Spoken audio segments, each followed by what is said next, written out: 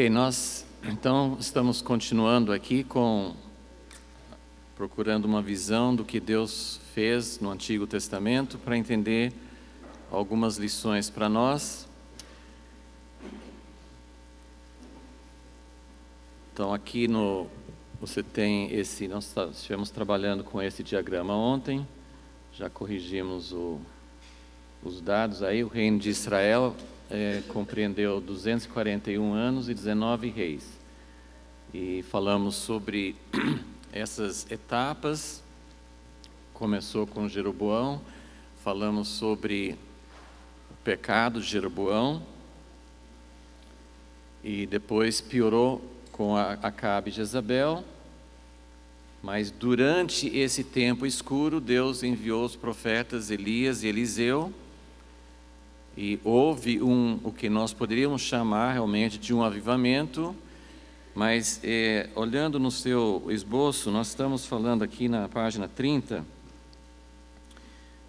lá embaixo, na letra B, estamos falando sobre os dois reinos. Não falamos muito ainda, hoje nós vamos falar um pouco sobre o reino de Judá, mas estávamos falando sobre as características de cada reino. E eu queria falar assim, começamos ontem, mas eu queria concluir antes de ir para adiante, no número 2, que tipo de avivamento houve em Israel? É sobre isso que eu estou querendo comparar, porque tem muitas coisas que poderiam ser vistas sobre os dois reinos, mas que tipo de avivamento, e isso pode nos levar a ter uma conclusão sobre o cenário espiritual hoje, porque nós temos a situação das 10 tribos, de Israel. Nós temos o pecado de Jeroboão.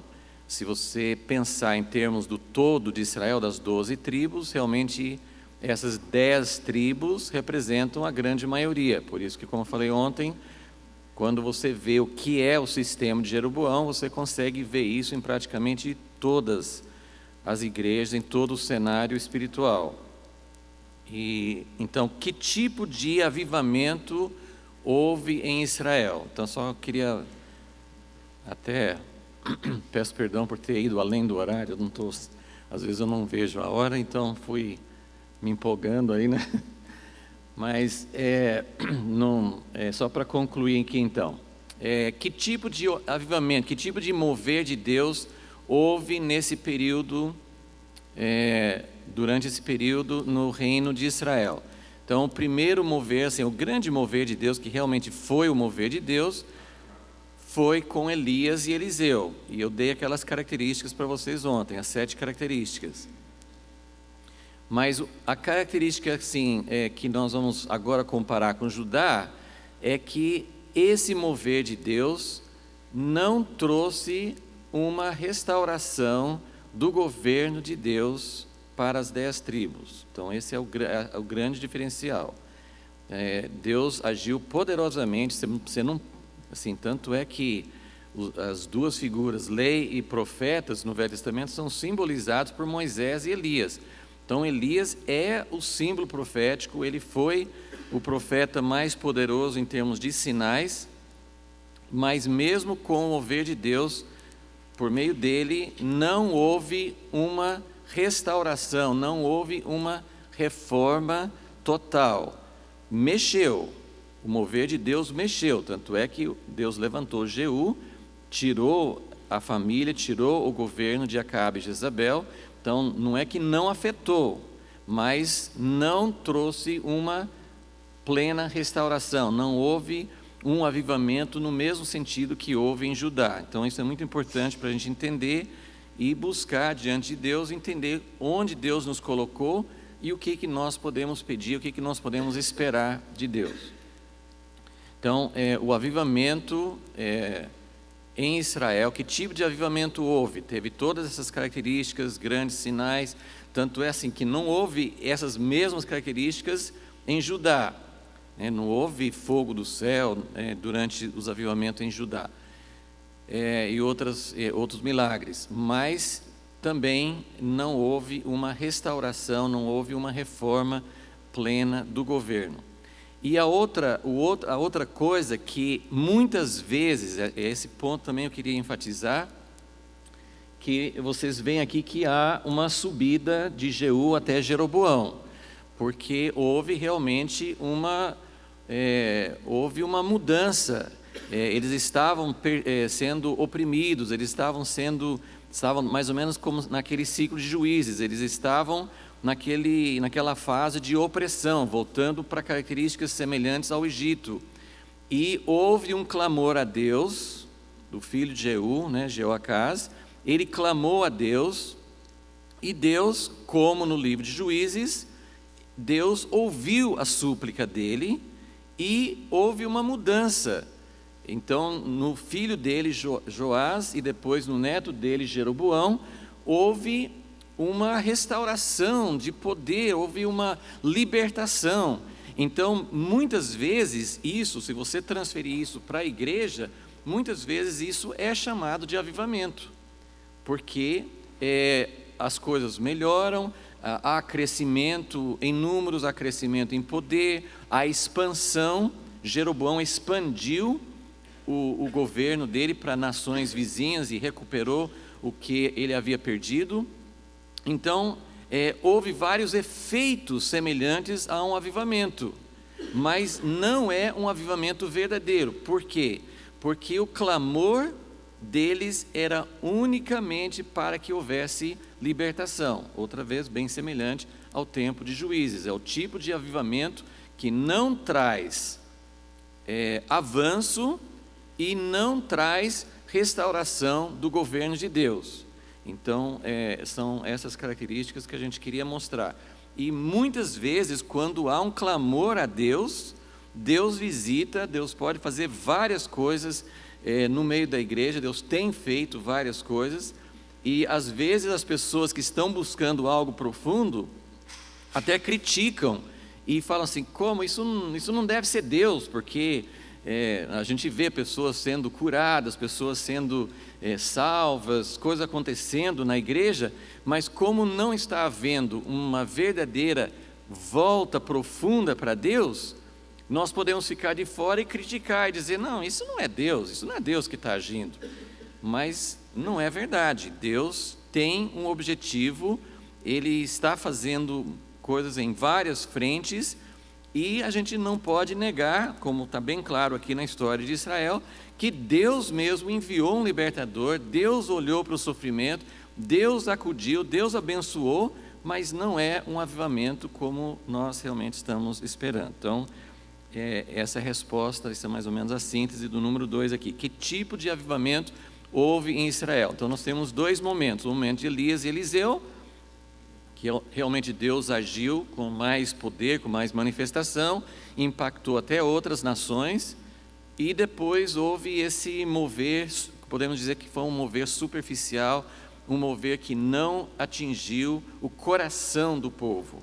Eles suplicaram a Deus por libertação, e isso é uma coisa que a gente precisa prestar muita atenção, tanto do lado positivo quanto do negativo. No sentido, sim, de que se as pessoas estão clamando a Deus, Deus é misericordioso e Ele vai agir. E a gente não deve desprezar isso. Como Paulo falou em Filipenses: se Cristo está sendo pregado, não me importa, está sendo pregado, e graças a Deus por isso. Então, muita coisa boa está sendo feita. Nas igrejas que você mais critica, nas igrejas que você mais acha que não está pregando o evangelho verdadeiro, tem muita gente sendo arrancada do mundo e sendo transformada, a vida sendo liberta, mas não é o avivamento que nós estamos esperando. Deu para entender? Então, isso é o tipo de avivamento que acontece no sistema de Jeroboão. Ok, então agora vamos dar uma olhadinha aqui no reino de Judá. O reino de Judá, olha que linha maravilhosa, né? Que é a história de Judá, né? Não é tão simples como Israel. O reino de Israel foi um período menor, e foi também assim, uma coisa mais, só uma descida e uma subida, e depois o declínio final. mas Judá é bem mais complexo, né? Mais longo, mais complexo. Não vou entrar, não vou falar sobre todas essas etapas, mas você percebe que há muitas subidas e descidas, e a altura das subidas e a profundidade das descidas, que está no diagrama, é tudo de propósito. Quer dizer, tem algumas que sobem mais alto, e alguns declinos que descem mais profundo. Então, esse diagrama é para você realmente ver uma visão rápida, panorâmica da história de Judá.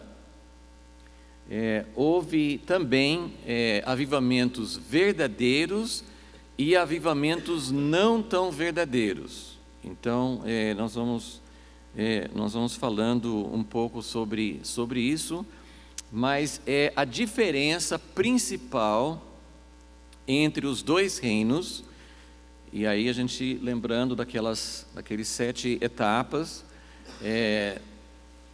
no sentido de que a nação de Israel, ela nunca foi além da terra prometida, ela nunca foi além do número 3, porque eles não tiveram a restauração do governo de Deus e todas as coisas que vieram depois. Então, a nação, os avivamentos, a nação de Israel ficava mais ou menos, o avivamento girava como no tempo de Juízes, só entre esses passos. Estamos na terra, a terra representa a vida conjunta, a vida coletiva da igreja.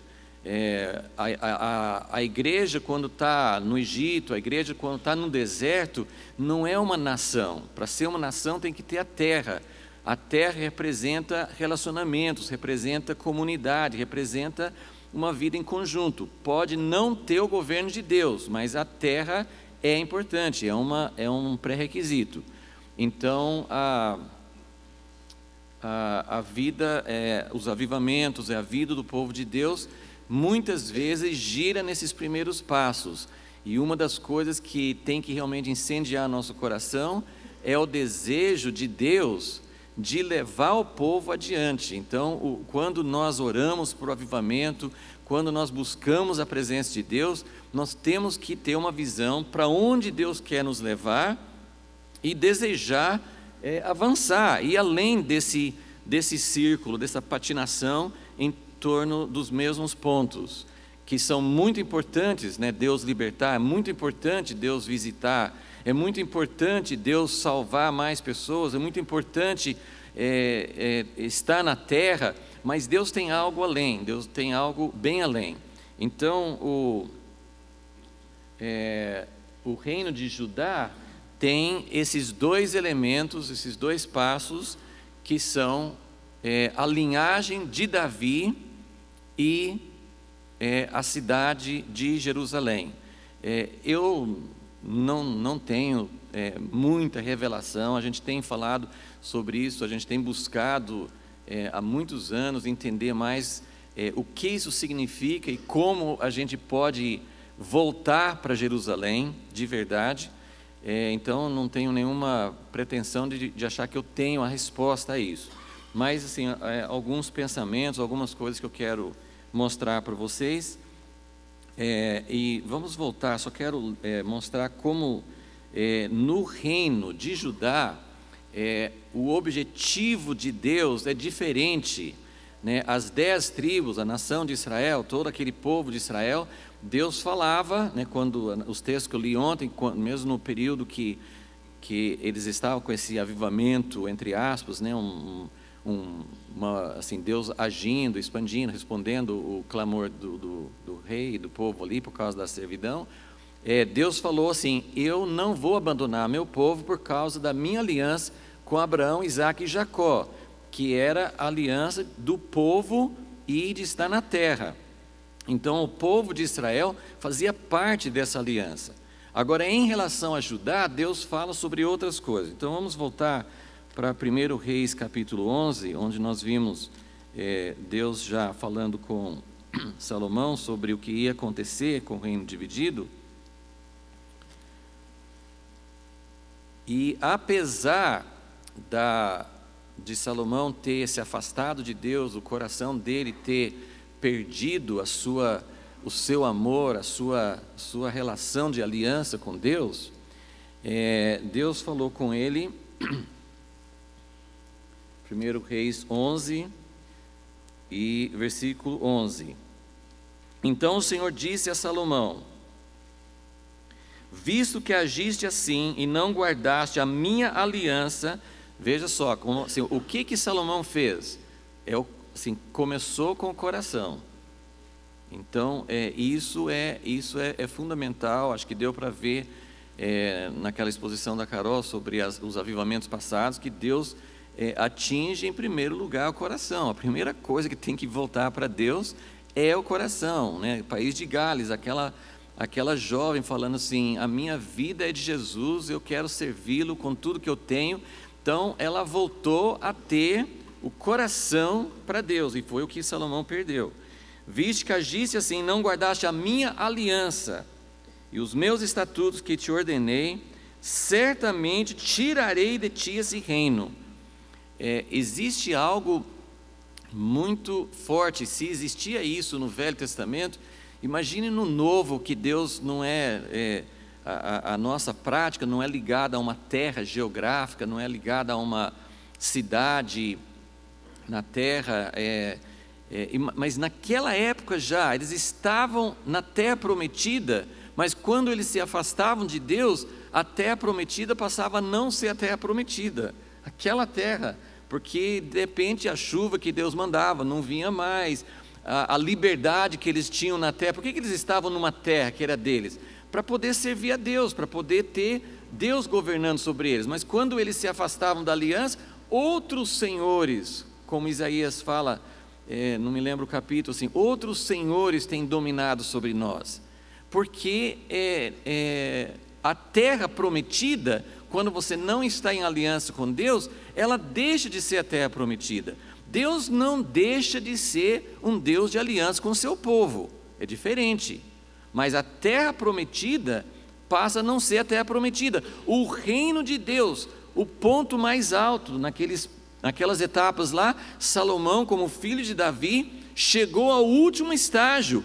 De repente, o coração dele se afastou de Deus. Lembra o que eu falei? Volte a estaca zero, né? Você perdeu, você não passou de fase, você tem que começar tudo de novo.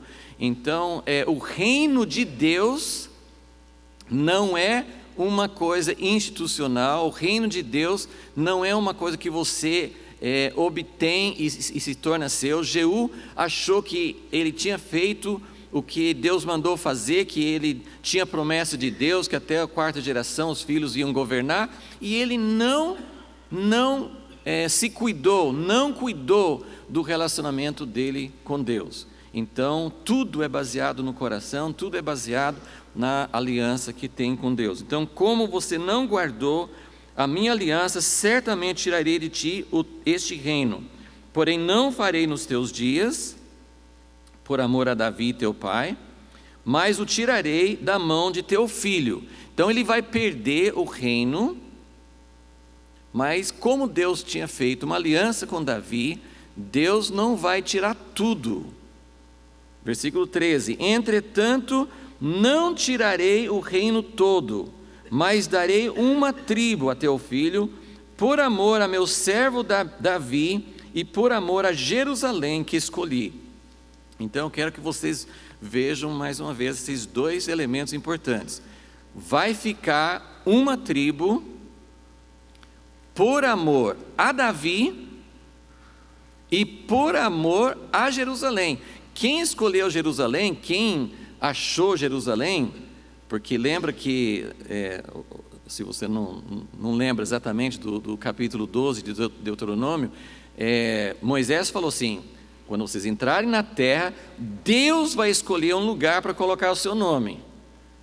Aí eles ficaram 400 anos, não sei exatamente o tempo, mas ficaram muito tempo antes de Davi chegar como rei de Israel, e foi ele que escolheu. Davi escolheu Jerusalém, e daí Deus falou assim: sim, por causa de você eu escolhi Jerusalém, e Jerusalém vai ser o lugar onde eu vou colocar meu nome. Mas aí Deus tem um amor, são interligados, mas Deus tem um amor específico por Davi e tem um amor específico por Jerusalém, ok? Então, não tirarei o reino todo. Isso vai aparecer algumas vezes mais, nesse mesmo capítulo, versículo 32, quando o profeta Aías fala com Jeroboão, ele fala, versículo 32, que Salomão, ele porém terá uma tribo, por amor a Davi meu servo, e por amor a Jerusalém, a cidade que escolhi de todas as tribos de Israel. Versículo 36, porém darei uma tribo a seu filho, para que meu servo Davi sempre tenha uma lâmpada diante de mim, em Jerusalém, cidade que escolhi, para ali colocar o meu nome. Então, a história de Judá é diferente, e os avivamentos são diferentes, por causa desses dois fatores. Porque o povo em Judá, os reis de Judá, chegavam a ser, alguns reis de Judá eram tão perversos quanto os reis de Israel. O povo de Judá também abandonava Deus e servia a outros deuses, mas por causa da linhagem de Davi e por causa de Jerusalém, Deus agia de forma diferente, e Deus tem um compromisso, assim como tem um compromisso de manter um povo, o povo dele de aliança, ele tem um compromisso de manter essa lâmpada acesa. Deus procura, nós sabemos que houve depois o cativeiro, em que até essa lâmpada se apagou por um tempo, mas Deus não esqueceu, Deus sempre manteve essa linhagem. Como eu falei ontem, o reino, a estrutura, o tipo de reino que teve em Israel nunca mais voltou, mas o reino dele, representado por Davi e por Jerusalém, voltaram, né? E Deus mantém. Depois, poucos reis aqui na frente, acho que no capítulo 14, ele fala a mesma coisa, capítulo 15, 1 Reis 15, falando sobre um dos reis de Judá, Abias, começou a reinar em Judá. Versículo 3, ele seguiu todos os pecados que seu pai tinha cometido antes dele, não foi íntegro para com o Senhor seu Deus, como foi seu pai Davi, mas por amor a Davi, o Senhor lhe deu uma lâmpada em Jerusalém, levantando o seu sucessor e dando estabilidade a Jerusalém. Então, essas duas coisas são muito enfatizadas, e eu só quero tomar assim, uns minutinhos rapidamente, antes de falar sobre os avivamentos, para enfatizar essas duas coisas até nas profecias. Vamos ver em Ezequiel que Deus, assim, várias vezes, né, os profetas falavam da restauração, isso depois já no cativeiro. Ezequiel 34, só para reforçar um pouquinho essa ideia, assim, o que Deus por que Davi, né, o que Davi representa e o que Jerusalém representa. Ezequiel 34 é um capítulo que fala sobre como Deus é contra os falsos pastores. Então lembra que nós estamos falando aqui sobre o quarto passo aqui, né, que é o do governo, e que o grande problema no tempo dos juízes é que não havia rei, não havia um governo que representasse Deus. O reino de Deus, é impossível você conceber o reino de Deus sem um governo.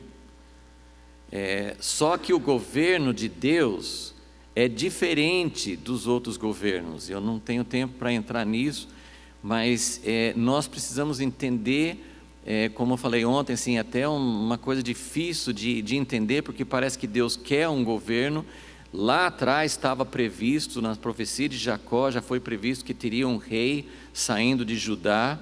Com Abraão, Deus falou com Abraão, reis sairão da sua descendência. Então Deus havia previsto um rei, só que quando o povo pediu um rei, Deus não gostou. Por que Deus não gostou? Porque que jeito que eles queriam um rei? Um rei como as outras nações. Gente, nós podemos falar, nós podemos ter teologia, nós podemos usar termos bíblicos, mas se nós basearmos o nosso governo, o governo da igreja, no governo que tem fora, Jesus falou assim: entre vocês não será assim.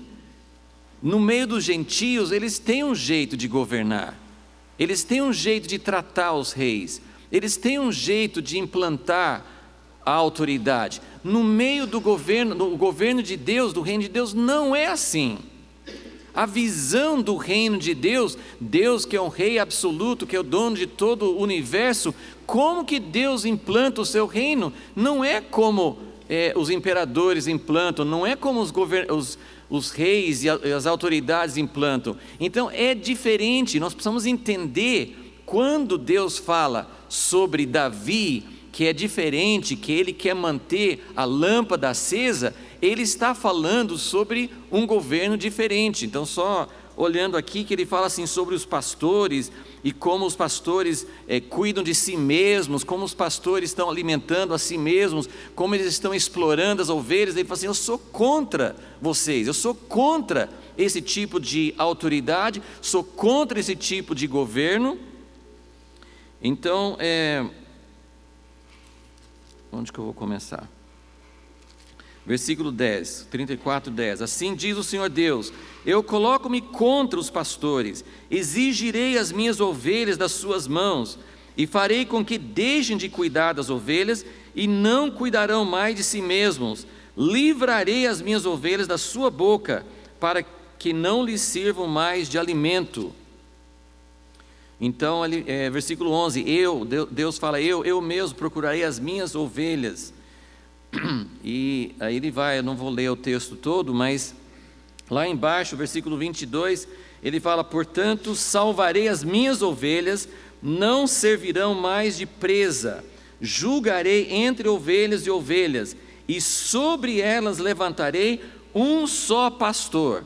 Gente, eu sei que muita gente usa isso de maneira errada, porque sempre, em todas as questões, todas, sem exceção, existem dois extremos. Isso faz parte da nossa vida humana. A gente sai de uma coisa e vai lá para o oposto, né? Para o lado contrário.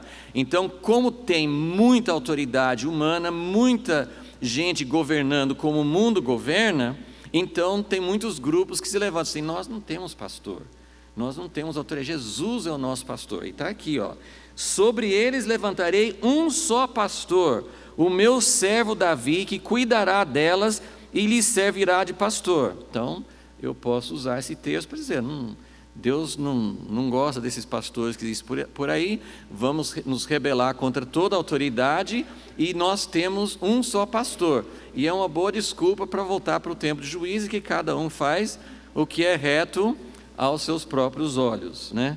Então, é só lembrar que existe esse extremo errado, né? Eu, o Senhor, serei o seu Deus, meu servo Davi será príncipe no meio delas. Eu, o Senhor, disse isso. Mas o importante aqui é ver, ele está prometendo restaurar, trazer de volta o seu povo, a restauração que os profetas viam já dentro do tempo do cativeiro, envolvia esse retorno, né?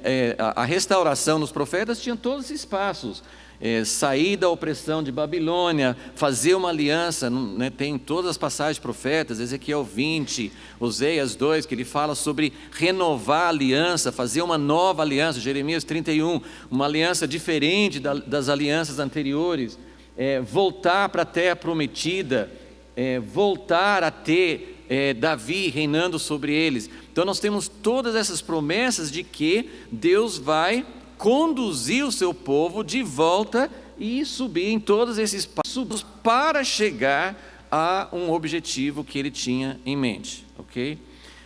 Mas tem uma profecia que eu queria chamar a atenção especial em Jeremias 33, que você vê já uma base no Antigo Testamento para entender que esse governo de Davi, claro que o descendente de Davi, aquele que realmente vai ocupar o trono para sempre, é Jesus.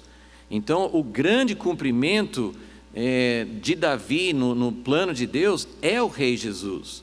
Mas como nós temos visto, o reino vindouro, o reino que Jesus vai trazer, ele já começa agora. Então esse reino que nós estamos experimentando, o rei Jesus reinando sobre nós, ele já implanta o seu governo, e nós precisamos do governo de Davi operando, atuando, sendo uma realidade entre nós desde agora. E Jeremias 33,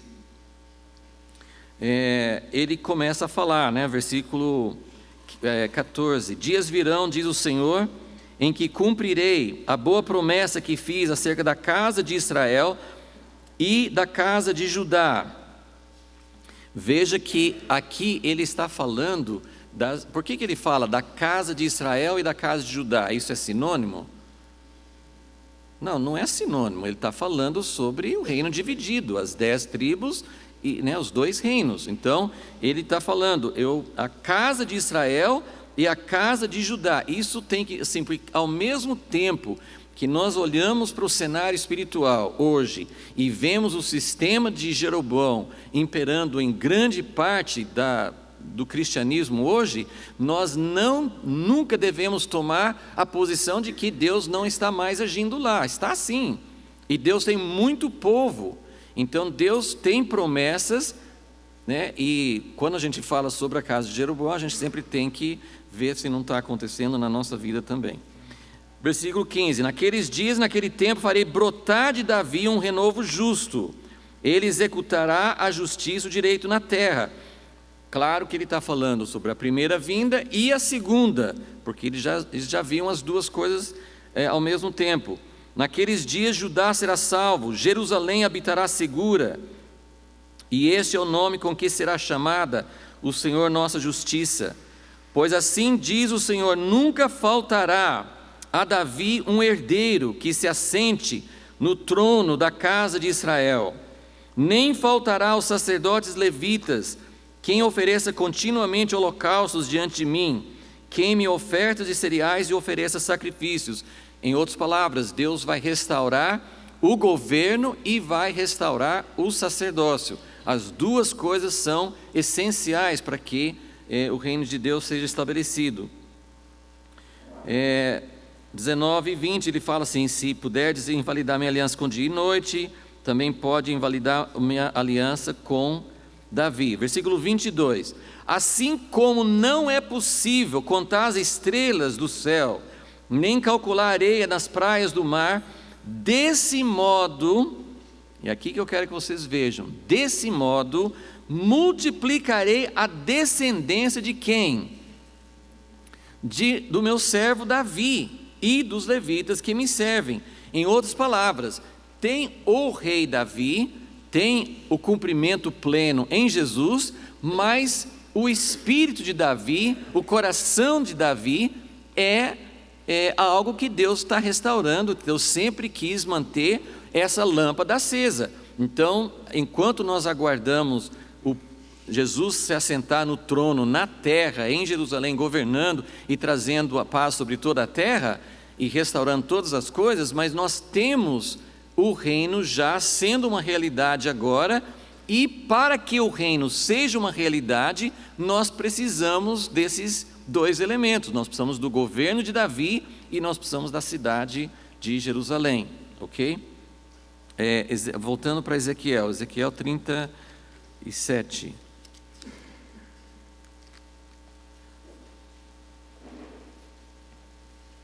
Versículo 15: e a palavra do Senhor veio a mim: ó filho do homem, pega um pedaço de madeira e escreve nela, para Judá e para os israelitas, seus companheiros: Depois pega outro pedaço de madeira e escreve nele: para José, madeira de Efraim, e para toda a casa de Israel, seus companheiros, e junta um ao outro, para que se unam e formem um só pedaço na tua mão. Quando os filhos do teu povo te perguntarem, que eles já eram acostumados com o profeta, não nos contarás o que essas coisas significam? Porque ele fazia essas coisas, aí todo mundo ficava assim, mas e aí, o que você quer fazer? O que você quer falar sobre isso? Apesar que não era uma coisa tão difícil de entender. Vocês entenderam a ilustração? Entenderam a parábola? Ele vai pegar um pedaço de madeira e escrever Judá. Vai pegar outro pedaço de madeira e escrever Efraim. Então ele está falando dos dois reinos. Ele está falando do reino que esteve dividido desde o tempo de Salomão. E ele está falando essas duas partes do povo de Deus que sempre estão em guerra. Estude a história da igreja que você vai ver sempre guerra entre aqueles que defendem um cristianismo mais institucional, mais formal, e que segue muitas vezes as regras de um governo humano, e aqueles que são radicais, aqueles que acham que o propósito de Deus, o padrão de Deus não tem nada a ver com isso, sai dela, povo meu, sai de Babilônia, né? Então tem aquela guerra entre as duas partes, né? Os dois reinos, e ele está dizendo, isso vai acabar, Deus vai unir. Então ele diz, versículo 19: tomarei a madeira de José que esteve na mão de Efraim e as das tribos de Israel suas companheiras, e lhes ajuntarei a madeira de Judá e farei delas uma só, serão uma só na minha mão. Os pedaços de madeira nos quais escreveste estarão na tua mão diante dos olhos dele. E aí ele fala, versículo 21, que ele vai reunir de todas as nações, introduzir na terra, farei deles uma só nação na terra, nos montes de Israel, um só rei será rei de todos eles. Nunca mais serão duas nações, nem se dividirão em dois reinos de maneira alguma no futuro, nem se contaminarão. Isso é essencial, porque ele pode unir, mas se eles forem se contaminar, vai acontecer de novo. Porque a divisão, meus irmãos, não é só uma coisa que os homens inventam. A divisão é até causada por Deus. Na Torre de Babel, quem causou a divisão? Foi Deus. Nos dois reinos, quem que dividiu o reino de Israel? Foi Deus. Mas por que ele dividiu? Por causa do coração que se afastou da paixão por Deus, ok? Então não se contaminarão mais com seus ídolos. Ele vai se purificar, e versículo 24, meu servo Davi reinará sobre eles, e todos terão um só pastor. Então, essas duas coisas são muito interligadas. Um governo do coração de Deus, um governo que Deus restaure.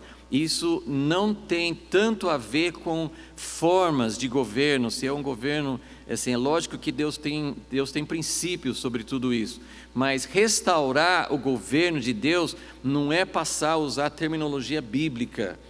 Nós não usamos tais termos para ministérios porque a gente leu na Bíblia, não era assim. Não é tanto você se preocupar com os títulos, mas é se preocupar com o coração. Que quando Deus restaura o coração de Davi, então realmente vai haver um outro governo. Davi foi encontrado por Deus, alguém que amava a Deus apaixonadamente e que foi usado por Deus para buscar a casa de Deus. Ele tinha uma coisa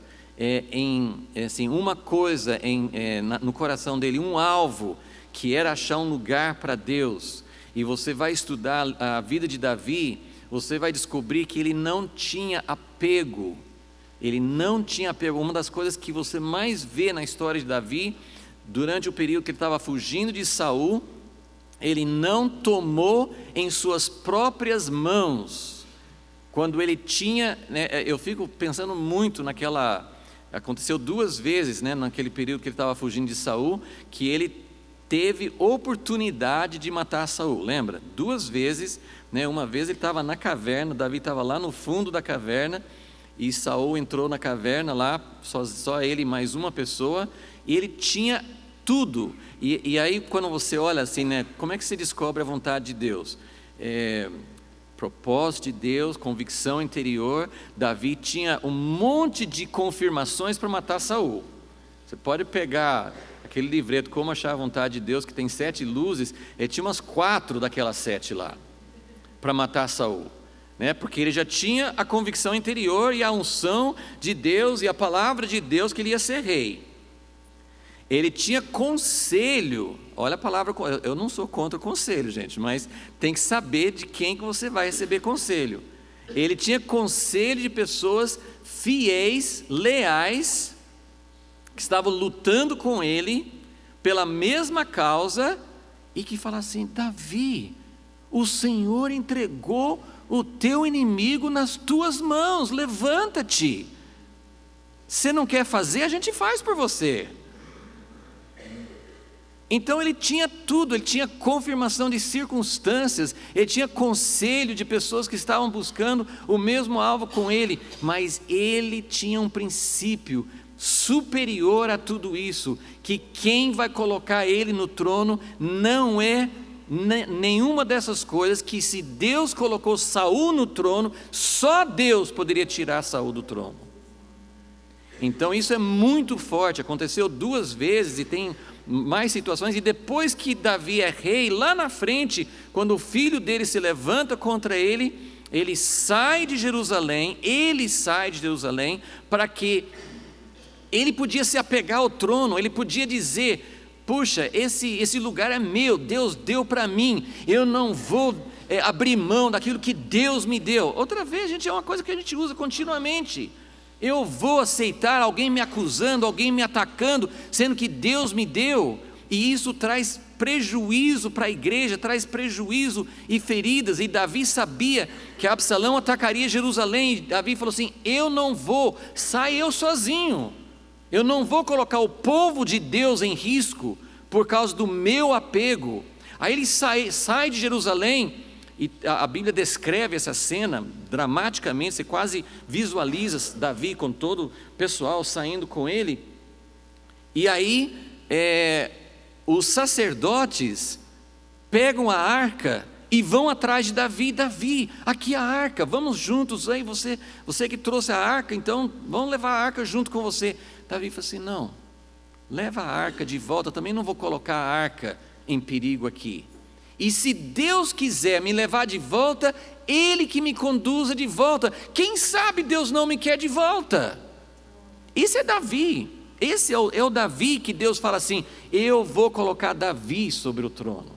Davi não tem apego, Davi não se agarra, não se apega à posição de autoridade, não se defende, como Moisés não se defendia. Essa é a autoridade de Deus. Você não precisa se defender. Se é de Deus, Deus vai confirmar. O governo tem que ser de Deus. Quem sabe Deus colocou você por um tempo, mas agora chegou, agora Deus vai colocar outra pessoa. Sai do lugar, sai do trono. O trono não é meu. Então esse é Davi. E Jerusalém é o lugar onde está a casa de Deus. Jerusalém é o lugar de unidade, como nós vimos. Então, para que o povo de Deus seja um só, não existe um verdadeiro reino de Deus com uma parte do povo de Deus. O reino de Deus é o povo de Deus unido. E o povo de Deus será unido quando tiver o governo de Deus, que é esse coração de Davi, e quando tiver a casa de Deus, que é a casa edificada sobre apóstolos e profetas, a igreja que é edificada sobre Jesus, sendo Jesus o centro.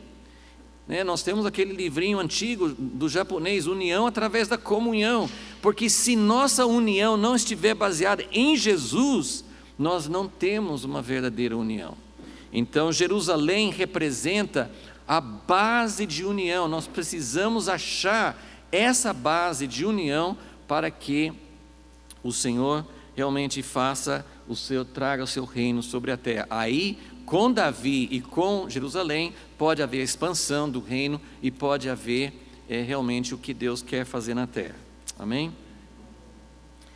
Bom, é mais ou menos isso, assim, que, assim, até aqui, né, até o João Paulo me perguntou ontem, se esse negócio de Jerusalém tem a ver com o que Jesus falou com a mulher samaritana, que não é nem Jerusalém e nem outro lugar que vai adorar, mas adorar em espírito e em verdade. Sim, tem tudo a ver com isso, porque Jerusalém hoje não é uma cidade, não é um lugar geográfico, nem seria possível. Eu acho que se fosse Jerusalém, a cidade de Jerusalém, acho que todos nós toparíamos vender tudo e ir para lá, né? Até seria, de certa forma, um pouco mais simples, né? Se o negócio é lá, que tem que estar lá em Jerusalém, mas não vai caber todo mundo lá. Mas, evidentemente, que não é um lugar geográfico. O que Deus vai fazer, essa união, esse governo de Deus, com certeza envolve uma restauração muito importante, que é a nossa união, a união da igreja gentílica com os judeus, né? Tem muito a ver com isso, para que nós redescubramos Jerusalém e mesmo o governo de Deus.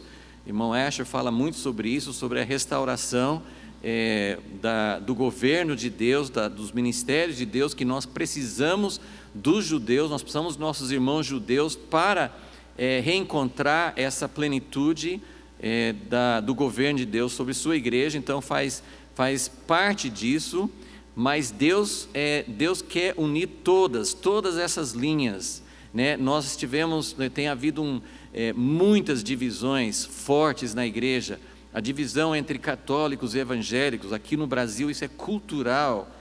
Os evangélicos não conseguem olhar para os católicos e ver neles irmãos, só conseguem ver idólatras, só conseguem ver pessoas que não pertencem a Deus. Então existem coisas profundas, assim como tem na história contra os judeus.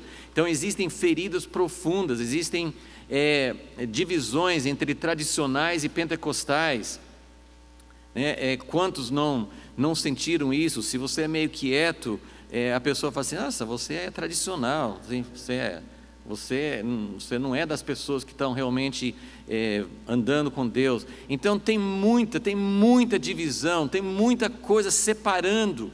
E Jerusalém, adorar a Deus em espírito e em verdade, todo mundo usa esse termo. Até como eu falei sobre Davi, você usa esse espírito em verdade para dizer: eu não preciso estar com nenhuma igreja, eu não preciso estar num templo, eu posso estar na minha casa, estou adorando em espírito e em verdade. Eu acho que a gente precisa entender o que é adorar a Deus em espírito e em verdade, porque a gente pode usar isso também como uma base para a gente dizer que eu não preciso estar em lugar nenhum, não preciso estar ligado com ninguém. O estar em espírito não significa que você é um cara solto que não tem relacionamento com ninguém. Amém, irmãos?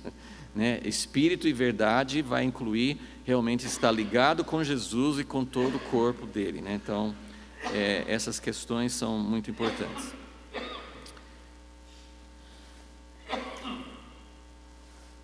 Bom, eu vou falar agora um pouquinho sobre o outro grande pecado. Ontem nós falamos mais sobre o pecado de Jeroboão. Agora nós temos o outro pecado, que é a idolatria propriamente dita, que é o pecado que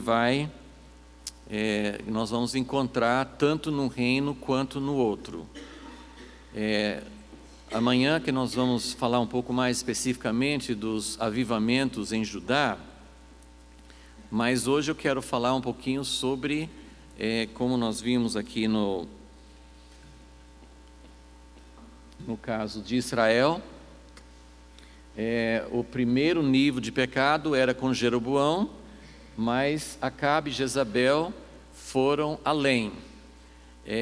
Esse pecado não começou com Acabe e Jezabel, já existia a idolatria, a adoração a Baal, mas Jezabel trouxe isso de uma forma muito mais, se implantou mesmo, fizeram um templo para Baal em Samaria, e a influência dela veio para não só invadir todas as 10 tribos, mas foi também para o outro reino de Judá, por causa até de um casamento entre a família de Acabe e a família de Josafá.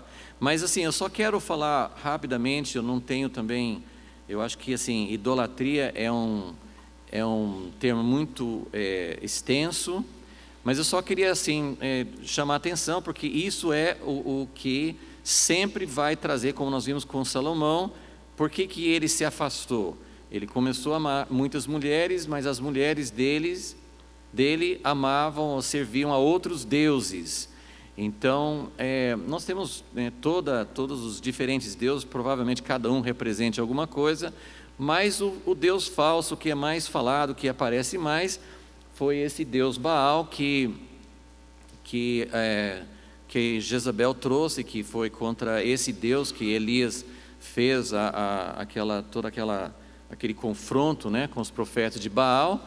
E fala muito na Bíblia também sobre poste ídolo, que é Azerá, que fazia parte, era uma deusa feminina e tinha umas coisas meio esdrúxulas que eu não conseguia entender muito, né, como que era a ideia religiosa deles. Deve ter alguns dados sobre isso, mas o poste ídolo era um poste de madeira representando uma deusa feminina com órgãos masculinos de reprodução. Então era uma coisa assim meio estranha, era coisa de fertilidade, e era aquilo assim que eles seguiam, né, eles adoravam esses deuses, faziam essas coisas para que eles tivessem necessidades básicas, para que viesse a chuva, para que tivessem boas colheitas. Então as coisas falsas começam com necessidades básicas. Todas as religiões pagãs vão de alguma maneira trazer essa ideia assim de que a gente está servindo algum Deus para poder ter o sustento básico, mas tirar do Criador a sua provisão e buscar isso em outra fonte. Mas o que eu só queria chamar a atenção para uma coisa: Acabe era do povo de Israel, e ele foi, na verdade, acho que foi o pai dele que foi buscar uma esposa para ele, da outra nação, Jezabel. Então, primeiro você tem assim, essa ideia de casamento, você tem essa ideia de uma prostituição, que Deus sempre fala na Bíblia, de misturar. Deus não é racista. O problema de Deus não era, Deus mostrou isso no mesmo Velho Testamento, muitas vezes, que pessoas de outras nações eram totalmente aceitas por Deus, mas Deus estava trabalhando com uma nação para alcançar todas as nações, mas Ele não queria que o povo se misturasse, para que não houvesse exatamente o que aconteceu com Salomão, para não tirar o coração, né?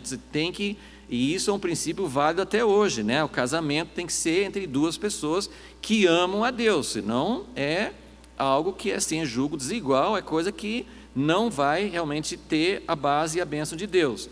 Mas Jezabel é uma figura no Velho Testamento da grande meretriz, porque houve um casamento entre o povo de Deus e essa outra influência, e ela aparece novamente no Novo Testamento, quando Jesus escreve para 7 igrejas, e tem lá Jezabel atuando na igreja do Novo Testamento, com a mesma ideia de imoralidade e coisas sacrificadas a ídolos. Então, o que eu quero falar com vocês, né? Basicamente, tem muitas ramificações e tem muitas palavras hoje sobre idolatria. Primeira coisa que eu quero dizer assim: nós precisamos realmente entender, eu espero que todos vocês já tenham isso, eu não preciso falar muito sobre isso, mas a idolatria não é uma coisa particular nem da Igreja Católica e nem de religiões pagãs. Nós precisamos entender que idolatria, que Deus odeia, que aparece em todo o Velho Testamento, é algo muito mais profundo e que afeta a todos nós.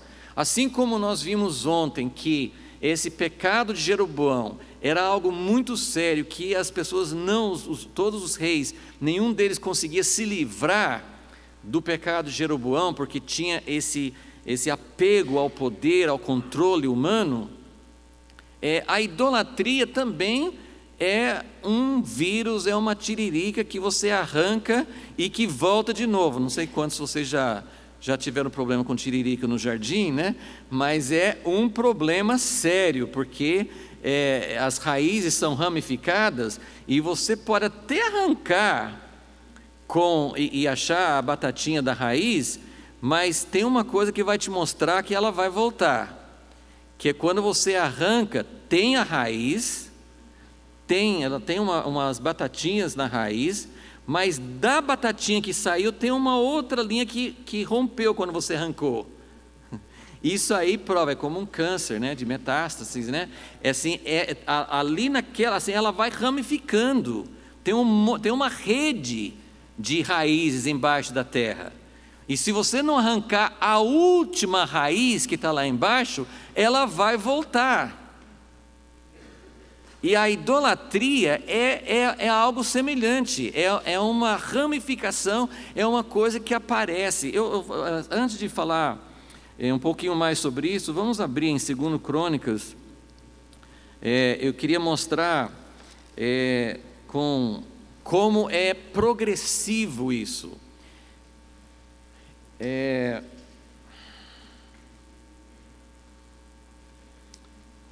Só para vocês se situarem aqui, então você tem Roboão, que foi o primeiro rei do reino dividido em Judá, depois tem um outro rei, Abias, e depois vem Asa, ok? Então aqui nós vamos ter, é uma das únicas vezes que realmente acontece isso, nós vamos ter 2 reis na sequência que são reis tementes a Deus, o rei Asa e o rei Josafá.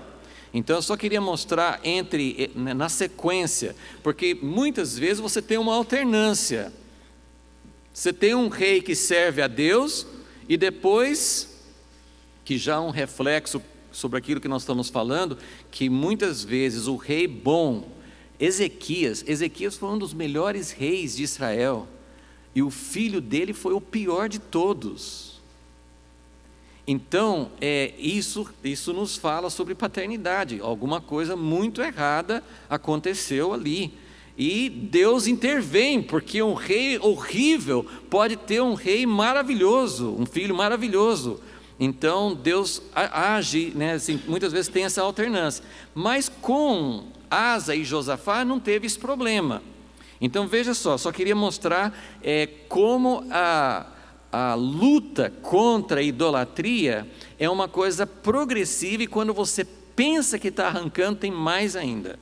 Então, 2 Crônicas 14, versículo 2, né? Asa fez o que era bom e reto diante do Senhor seu Deus, ele retirou os altares estrangeiros, os altares das colinas, quebrou as colunas, cortou os postes ídolos e mandou que Judá buscasse o Senhor Deus de seus pais e que obedecesse a lei e o mandamento. Também removeu os altares das colinas, os altares de incenso de todas as cidades de Judá, e o reino esteve em paz sob seu governo. Então a primeira coisa que Deus precisa nos mostrar, porque assim como Jeroboão, ele iniciou algo que pegou em todos os seus sucessores. Essa questão, assim, eu falei sobre o casamento, mas aqui nessa época, em Judá, não foi por causa de Jezabel, mas eu só queria falar que há um casamento ilícito, há um casamento imoral entre a igreja e a idolatria. E se você olha, assim, eu acho que tem muitas coisas, idolatria, ídolo é qualquer coisa que ocupa o seu coração, que seu coração devia ter aquela paixão por Deus, tem várias definições de idolatria, mas o ídolo, o Deus falso, que o Novo Testamento fala, é Mamon. Cobiça material é chamada de idolatria. Então, e tem muitos textos do Novo Testamento que falam, né, do dinheiro, da ganância, do prazer, de todas essas coisas. Então, nós precisamos identificar, e não é fácil a gente identificar esse Deus, mas existe um casamento ilícito entre a igreja e o poder do dinheiro, ok? Então, há algo, Asa, ele começa o reino dele, não houve assim uma visitação de Deus, não houve algo especial, ele começou o reino e vários reis fizeram isso, Josias fez isso, Ezequias fez isso, vários reis, eles já começavam fazendo uma limpeza. Então, é uma das primeiras, assim, a primeira coisa que nós precisamos fazer é quem está dominando sobre nós, aonde que esse Deus falso entrou, qual que é o poder que esse Deus falso tem sobre nossa vida. Então, e não é uma coisa, aqui pelo menos assim no Velho Testamento, era uma coisa muito concreta, ele saía quebrando altares. Então, não precisa sair quebrando bancos ou coisa assim, mas tem alguma coisa que precisa ser identificada. Nós precisamos entender aonde esse Deus falso entrou, quais são os altares, porque como eu falei, Jezabel ali em Apocalipse 2, ela é uma pessoa, ela é um espírito que leva a igreja à imoralidade e a comer coisas sacrificadas a ídolos. O nosso problema hoje, nós não temos coisas sacrificadas tem isso, existe isso no Brasil, mas é muito mais amplo do que algo que foi oferecido a algum Deus, alguma coisa de espiritismo, ou outra forma em que tem alguma coisa oferecida a um Deus falso. A idolatria é muito além disso. Nós temos altares ao Deus Mamon por toda parte, temos altares no nosso coração. Então nós precisamos entender onde estão esses altares, porque o caminho para o avivamento assim, algo drástico tem que ser feito. Nós temos que quebrar esses altares. Tem algo que está sendo edificado, que foi institucionalizado na nossa vida, na nossa cultura, e isso está desviando o nosso coração do Deus verdadeiro. Então, Asa, ele já começa fazendo isso. Só que o que me surpreendeu foi o seguinte: então ele quebra esses altares e começa assim buscando a Deus, e Deus dá paz para eles. Aí vem um grande exército contra ele na sequência do capítulo, e Deus dá vitória, e ele vence a batalha no capítulo 14. E aí a gente chega no capítulo 15, e quando eu estava assim, estudando com mais detalhes esses capítulos, eu fiquei pensando, que coisa interessante. Asa quebrou altares, teve uma vitória fantástica, Deus com ele contra um exército enorme, eles vencem a batalha, estão voltando cheios de graça, cheios de alegria, atacaram outras cidades, trouxeram despojo, tiveram uma grande vitória como povo de Deus, como reino de Deus. E aí no capítulo 15, o Espírito de Deus veio sobre Azarias, sobre um profeta, que foi ao encontro de Asa, e ele traz uma advertência. Eu pensaria assim, o profeta vai chegar assim, parabéns, Deus está com vocês, continue assim. Mas ele fala assim: ouvi-me, 15, versículo 2, ouvi-me, Asa, e todos de Judá e Benjamim, o Senhor está convosco, enquanto estáis com ele. Se o buscardes, o achareis, mas se o deixardes, ele vos deixará. Israel esteve sem o verdadeiro Deus, sem sacerdote que o ensinasse, sem lei por muito tempo, mas em sua angústia voltaram para o Senhor. Nós conhecemos essa história, angústia, buscar a Deus. Eles o buscaram e encontraram. Naqueles tempos, versículo 5, não havia paz para o que saía, nem para o que entrava, mas havia grandes perturbações sobre todos os habitantes daquelas terras, pois nação contra nação, cidade contra cidade se despedaçavam, porque Deus as havia perturbado com todo tipo de aflição. Mas esforçai-vos e não enfraqueçam as vossas mãos, porque a vossa obra terá recompensa. Então eu fiquei pensando, que coisa interessante. O profeta vem, ele está dizendo que Deus está com eles e tal, mas é uma advertência, é como se o profeta está falando assim: olha, tome cuidado, Um pouco porque é muito fácil depois da vitória ficar arrogante, ficar achando que está tudo bem, mas veja na sequência o que aconteceu, porque o profeta veio e falou: olha, tome cuidado, Deus está com vocês enquanto o seu coração realmente pertence a Ele, enquanto vocês estiverem em aliança com Ele, cuidado. E aí versículo 8, quando Asa ouviu essas palavras e a profecia do profeta filho de Odede, animou-se e jogou fora todos os ídolos. Caramba, de onde que vieram esses ídolos? Ele já tinha quebrado, ele já tinha feito uma limpeza. É a tiririca que estava ali, tinha mais coisas.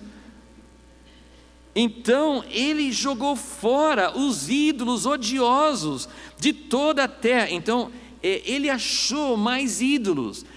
Na sequência aqui pode ser que ele quebrou talvez mais ali em Jerusalém, porque aqui enfatiza, ele tirou de toda a terra de Judá e Benjamim, como também das cidades que havia conquistado na região montanhosa de Efraim, restaurou o altar. Então, em outras palavras, depois dessa palavra do profeta, ele foi muito mais zeloso, ele foi muito além, ele foi buscar ídolos que não tinha achado. É aquela faxina da casa, que tem uma faxina que é aquela faxina assim meio básica assim, e tem a faxina que você levanta o tapete, que você limpa lá em cima dos armários, que você afasta o armário que nunca é afastado. Assim, tem sujeira na nossa vida que não foi descoberta ainda, tem coisas embaixo do tapete, tem coisas que não fizemos a limpeza direito ainda.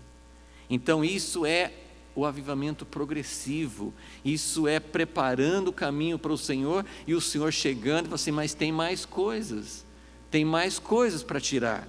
Então aí sim, versículo 9, ele reuniu todos de Judá e Benjamim, os de Efraim e Manassés. Amanhã eu vou falar um pouquinho mais sobre isso, que é quando Deus agia. Por isso que Jerusalém, irmãos, representa espiritualmente esse ponto de união, que quando Deus realmente estava agindo em Jerusalém, as pessoas das outras tribos, as pessoas que estavam debaixo do domínio de Jeroboão, saíam de lá e vinham para Jerusalém. Então nós precisamos achar Jerusalém, nós precisamos achar, porque quando achar, as pessoas vêm, as pessoas vão ser atraídas, a união vai acontecer, pois muitos de Israel tinham vindo encontrá-lo quando viram que o Senhor seu Deus estava com ele. E aí acontece realmente, esse aqui é o avivamento mesmo com Asa. Mas só para vocês verem a sequência das coisas. Então Asa teve duas etapas fortes na vida, no reinado dele. Aí vem o filho dele, Josafá, capítulo 17. Josafá, seu filho, reinou em seu lugar. Ok, versículo 3, o Senhor estava com Josafá, porque andou conforme os primeiros caminhos de Davi, seu antepassado, não seguiu aos Baalins, ao contrário, buscou Deus de seu antecessor, andou nos seus mandamentos e não segundo as obras de Israel. Por isso o Senhor confirmou o reino em sua mão, e todo Judá trouxe presentes de Josafá, ele teve muita riqueza e glória. Versículo 6, seu coração se despertou para seguir os caminhos do Senhor, e ele tirou de Judá o quê? Tinha mais coisas para tirar. Ele foi a sequência, ele foi o filho de Asa. Ou eles tinham já voltado a fazer alguns, ou Asa não tinha tirado todos, mas ele tirou de Judá os altares das colinas e os postes ídolos. Então, isso é para mostrar quanto que Deus precisa fazer na nossa vida para tirar tudo que tem de contaminação, tudo que tem de ídolos. Isso não é, outra vez, não é uma coisa simples. O pecado de Jeroboão não foi uma coisa simples, não é uma coisa simples. Não é fácil tirar esse espírito de Jeroboão. Não é fácil tirar a idolatria. Então, isso é que Deus quer fazer na nossa vida. Amém? Senhor, nós pedimos, ó Deus, pode ser que isso venha mexer com coisas muito profundas na nossa vida. Pode ser que nós não só estejamos comendo coisas oferecidas a ídolos, mas estejamos dando para nossos filhos. Pode ser que existam muitos altares, muitos postes ídolos. Com certeza existem muitas coisas na nossa vida. Ó Deus, que nós possamos enxergar, que o Senhor possa nos mostrar e que nós estejamos prontos a ir cada vez mais fundo, Senhor. Ó Deus, o Senhor não vai ter um reino que mostre a Tua luz no meio das trevas se não houver pureza no nosso coração. E é por isso que nós buscamos de Ti o avivamento, é por isso que nós buscamos de Ti algo que possa realmente trazer a Tua purificação, Senhor. Nós confessamos que não somos capazes de fazer isso sozinhos, mas também, Senhor, nós também vamos entendendo que existem coisas que nós precisamos levantar e fazer. À medida que o Senhor vai mostrando, nós precisamos esperar um avivamento para começar a tirar, para começar a mudar, Senhor. Ó Deus, mas toca no nosso coração, Senhor. Toca no nosso coração, livra-nos, Senhor, do Deus Mamon, livra-nos da escravidão, livra-nos, Senhor, da servidão e daquilo que rouba, Senhor, os afetos do nosso coração por Ti, Senhor. Em nome de Jesus te pedimos, ó Deus. Amém.